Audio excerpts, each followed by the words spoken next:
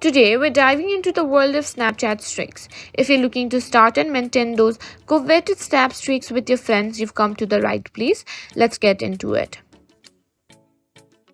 First, let's define what a streak is. A Snapchat streak is when you and your friend exchange snaps for 3 consecutive days or more. That doesn't mean chat messages. You'll see a flame emoji next to the name and the number of days your streak has been going. To start a streak, send a snap or a photo to your friend like this. It can be anything. Make sure it's not a chat message. Snapchat only counts snaps. And simply send it to the person. Have your friend send you a snap in return within 24 hours. Both of you need to exchange snaps daily to keep the streak going.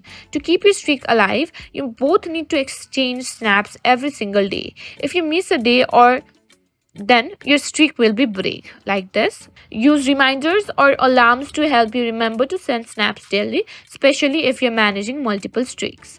You can see how many days of streaks has been going. If you're about to lose it, make sure you and your friend keep an eye on it.